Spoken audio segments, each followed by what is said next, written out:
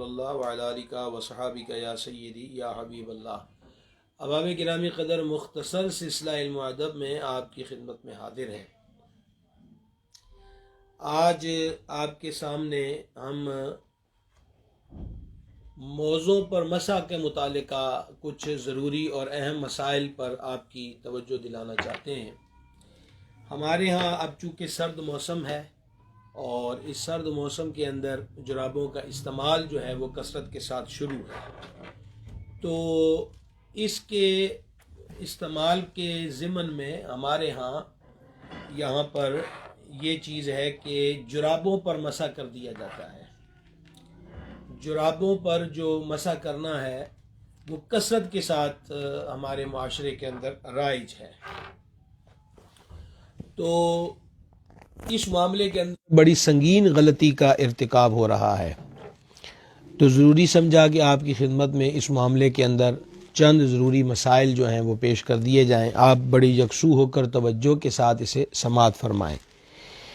سب سے پہلی بات یہ ہے کہ فقہاء کرام نے یہ مسائل واضح طور پر بیان فرمائے ہیں کہ چمڑا یا اس قسم کا موٹا دبیز جسے کہتے ہیں کپڑا ہو، جیسے ٹاٹ ہے اس کو کرمچ کہا جاتا ہے، یا جس طرح ریکسین ہے، اور عمومی طور پر مارکیٹ کے اندر چمڑے کے ساتھ ساتھ ریکسین کے بنے ہوئے موزے بھی دستیاب ہیں اور زیادہ تر وہ بھی پہنے جاتے ہیں۔ تعریف علماء کرام نے یہ بیان فرمائی ہے کہ وہ یا چمڑے کا ہو یا اس قدر موٹا ہو کہ پانی کی جو تری ہے وہ مسح کرتے وقت پانی کی جو تری ہے وہ قدم کے حصے کو، جسم کا وہ جو قدم کا حصہ ہے اس تک نہ پہنچے، یہ موزے کے لیے ضروری اور بنیادی چیز ہے۔ دوسری بات، موزوں کے بارے میں بھی ایک بہت غلط طریقہ ہمارے ہاں مروج ہے، اور بڑے دکھ کی بات ہے کہ پتہ نہیں کتنی نمازیں لوگ اس غلط فہمی کی بنیاد پر ضائع کر بیٹھے۔ وہ اس طرح کہ مثال کے طور پر ایک بندہ بے وضو ہے اور اس نے بے وضوئی کی حالت میں موزے پہن لیے۔ اب اس نے مثال کے طور پہ جیسے ابھی عشاء کی نماز کا وضو کیا جائے گا، تو اب مغرب کے وقت یا مغرب کے بعد بندہ بے وضو تھا، بے وضو ہونے کی حالت میں اس نے موزے پہنے، موزے پہننے میں اب عشاء کا وقت آیا تو وضو کرنے لگا ہے۔ اب وضو کرنے لگا ہے تو اس نے پھر موزوں پہ مسح کر لیا اور اپنے ذہن میں یہی کر لیا کہ میرا وضو ہو گیا۔ یہ بات اور یہ طریقہ درست نہیں ہے۔ درست کیا ہے کہ مثال کے طور پر اگر مغرب کے وقت موزے پہنے تھے وضو کرنے کے بعد، پاؤں دھلے ہوں وضو کے، اس حالت میں وضو کرنے کے بعد موزے پہنے ہیں، اور اب اسے فجر کے لیے یا عشاء کے لیے جدید وضو کی ضرورت پڑی، تو اب وہ اپنے موزوں پر مسح کر سکتا ہے۔ بغیر دھلے پاؤں پر موزے پہن لیے اور محض وضو میں اس پر مسح کر لیا تو اس صورت کے اندر بھی وضو نہیں ہوگا۔ یہ مسئلہ اچھے طریقے سے ذہن نشین کر لینا چاہیے۔ ایک تو پہلی چیز ہو گئی کہ جرابوں پر سوتی اونی جرابیں جو اس وقت ہمارے اکثر پہنی جاتی ہیں ان پر مسح نہیں ہو سکتا۔ چمڑا، ریکسین یا ایسی موٹی چیز کے موزے ہیں کہ اندر تری نہ پہنچے، اس پر بھی مسح اس صورت میں ہو سکتا ہے کہ پاؤں دھلے ہوئے تھے، یعنی وضو میں دھوئے ہوئے تھے، اور اب ان کو پہنا ہے تو اب نئے وضو کی ضرورت پڑ رہی ہے، تو اب وہ بندہ اس حالت کے اندر ان پر مسح کر سکتا ہے۔ تیسری چیز، صدر الشریعہ رحمہ اللہ نے بہار شریعت میں لکھا جس پر غسل فرض ہے وہ موزوں پر مسح نہیں کر سکتا۔ مرد و عورت جس پہ بھی غسل فرض ہے وہ موزوں پہ مسح نہیں کر سکتا۔ نمبر 2، عورتیں بھی مسح کر سکتی ہیں، یعنی موزوں پر جو ہم نے کیفیت بیان کر دی موزوں کی، اس کنڈیشن کے اندر عورتیں بھی اپنے موزوں پر مسح کر سکتی ہیں۔ موزوں کے بارے میں مزید شرائط صدر الشریعہ رحمہ اللہ نے نقل کی کہ موزے ایسے ہوں کہ ٹخنے چھپ جائیں، اس سے زیادہ ہونے کی ضرورت نہیں، اور اگر 1 2 انگل کم ہو، جب بھی مسا درست ہے کہ ایڑی نہ کھلی ہو۔ ایڑی یعنی جس کو ہم پنجابی میں اڈی کہتے ہیں، وہ اڈی جو ہے بندے کی ننگی نہ ہو۔ پھر یہ ہے کہ موزے کے بارے میں کہ پاؤں سے چپٹا ہو کہ اس کو پہن کر آسانی کے ساتھ خوب چل پھر سکے۔ یہ جو پاؤں کے ساتھ چمٹا ہونا ہے، اس سے مراد یہ کہ اتنا کھلا نہ ہو کہ بس چلے تو پاؤں سے موزہ اتر رہا ہو۔ دوسری بات یہ ہے کہ موزے اس وقت ایسے بھی مارکیٹ میں ایک مدت سے ہم دیکھ رہے ہیں کہ جن کے اندر فوم بھرا ہوتا ہے اور بعض بہت زیادہ ٹف ہوتے ہیں پاؤں کے اندر، تو جب سجدہ کرتے ہیں تو سجدے کی حالت میں انگلیاں مڑ کر قبلہ رو نہیں ہوتی۔ اس معاملے میں بھی احتیاط کی جائے، غور کر لیا جائے کہ حالت سجدہ میں انگلیاں مڑ کر قبلہ رخ ہوتی ہیں کہ نہیں۔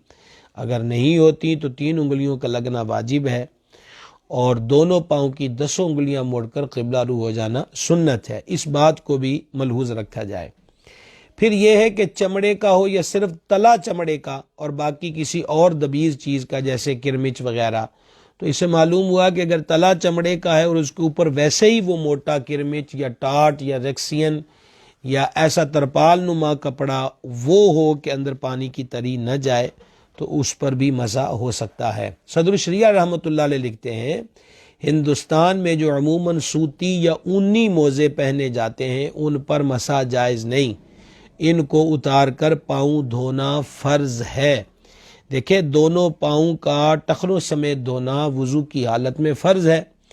اب سردی آئی ہے تو سردی کا مطلب یہ تو نہیں کہ پانی ٹھنڈا ہے اور یہ کہہ لیا کہ باقی میں نے سارا کام کر لیا اور یہاں جرابوں پہ کر لوں تو کیا حرج ہے۔ جب وضو ہی نہیں ہوا تو نماز کیسے ہوگی؟ کہ حدیث پاک میں وضو کو نماز کی کنجی فرمایا گیا ہے۔ اور آگے وہ بیان کرتے ہیں کہ وضو کر کے پہنا ہو، یعنی پہننے کے بعد اور حدث سے پہلے ایک ایسا وقت ہو کہ اس وقت میں وہ شخص باوضو ہو، خواہ پورا وضو کر کے پہنے یا صرف پاؤں دھو کر پہنے، بعد میں وضو پورا کر لیا۔ اس کی تفصیل بھی میں ابھی آپ کی خدمت میں عرض کر چکا ہوں۔ مزید صدر الشریعہ رحمہ اللہ لکھتے ہیں کہ تیمم کر کے موزے پہنے گئے تو مسح جائز نہیں۔ تیمم اگر کسی نے کیا ہے تو تیمم کر کے پہنے ہیں تو اس صورت کے اندر مسح نہیں ہو سکتا۔ اچھا، آگے آ گئی موزے کی مدت۔ صدر الشریعہ رحمۃ اللہ علیہ لکھتے ہیں، مدت کے اندر ہوں اور موزہ پر مسح کی مدت مقیم کے لیے، یعنی جو اپنے علاقے کے اندر ہے، 1 دن رات ہے، 1 دن اور رات ہے، اور جو بندہ مسافر ہے اس مسافر کے لیے مسح پر مدت کا اضافہ کر دیا گیا شریعت مطہرہ میں، اور وہ 3 دن اور 3 راتیں ہیں۔ مزید اس پہ سمجھنے کا مسئلہ ہے، صدر الشریعہ رحمۃ اللہ نے لکھا، موزہ پہننے کے بعد پہلی مرتبہ جو حدث ہوا، یعنی ایسا عمل ہوا کہ جس سے وضو ٹوٹ جاتا ہے، اس وقت سے اس کا شمار ہے۔ مثلا صبح کے وقت بندے نے موزہ پہنا اور ظہر کے وقت پہلی بار حدث ہوا، یعنی اس کا وضو ٹوٹا، تو مقیم دوسرے دن کی ظہر تک مسح کرے اور مسافر چوتھے دن کی ظہر تک مسح کر سکتا ہے۔ اگر موزہ پھٹ گیا یا موزے کی سلائی، جس کو سین کہتے ہیں اور سیون کہتے ہیں، کھل گئی اور ویسے پہنے رہنے کی حالت میں 3 انگلیاں یا 3 انگلیوں کی مثل پاؤں ظاہر نہیں ہوتا مگر چلنے میں 3 انگل دکھائی دے تو اس پر بھی مسح جائز نہیں ہے۔ اس کے علاوہ ٹخنے سے اوپر، مثلا بعض موزے اگر ایسے ہوں کہ وہ آدلی پنڈلی تک بھی جاتے ہوں، تو ٹخنے تک جو ہے وہ اس سے نیچے موزے کا پھٹا ہوا ہونا کہ 3 انگل کے برابر پاؤں ظاہر ہو، 3 انگلیاں ہوں، یہ مسئلہ جو ہے اگر اس سے اوپر ہو ٹخنوں سے، تو اس کے بارے میں فرماتے ہیں کہ ٹخنے سے اوپر کتنا ہی پھٹا ہو اس کا اعتبار نہیں۔ مسح کیسے کیا جائے گا؟ صدر الشریعہ لکھتے ہیں، مسح کا طریقہ یہ ہے کہ داہنے ہاتھ کی 3 انگلیاں داہنے پاؤں کی پشت کے سرے پر اور بائیں ہاتھ کی 3 انگلیاں بائیں پاؤں کی پشت کے سرے پہ رکھ کے پنڈلی کی طرف کم سے کم بقدر 3 انگل کے کھینچ لی جائے، اور سنت یہ ہے کہ پنڈلی تک پہنچائے، یعنی مسح جو ہے پنڈلی تک۔ مزید صدر الشریعہ رحمہ اللہ نے لکھا کہ مسح میں 2 فرض ہیں۔ ہر موضع کا مسح ہاتھ کی چھوٹی 3 انگلیوں کے برابر ہونا، اور نمبر 2 موزے کی پیٹھ پر ہونا۔ انگلیوں کی پشت سے مسح کیا یا پنڈلی کی طرف سے انگلیوں کی طرف کھینچا یا موزے کی چوڑائی کا مسح کیا یا انگلیاں ملی ہوئی رکھی یا ہتھیلی سے مسح کیا تو ان سب صورتوں میں بھی مسح ہو گیا مگر سنت کے خلاف ہوا۔ تو گرامی قدر حضرات، اسی کے ساتھ یہاں پر ایک اور چیز بھی جاننے کی ہے کہ مسح میں نہ نیت ضروری ہے، نہ 3 بار کرنا سنت، 1 بار مسح کر لینا کافی ہے۔ تو آپ سب حضرات کی خدمت میں گزارش ہے کہ اس مسئلہ پر توجہ دیجئے۔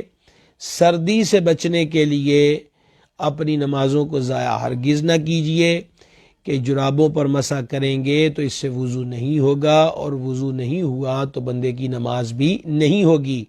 اور آج تک اگر کسی نے اس حالت میں نمازیں پڑھی تو جتنی نمازیں اس کے ذمے اس حالت میں پڑھی ہیں وہ اس کے ذمے واجب الادا ہیں۔ ان تمام نمازوں کی قضا جو ہے وہ اپنے سر سے اتارے کہ بغیر طہارت کے اس بندے نے، یہاں بغیر طہارت سے مراد بغیر وضو کے اس بندے نے نمازیں پڑھی ہیں۔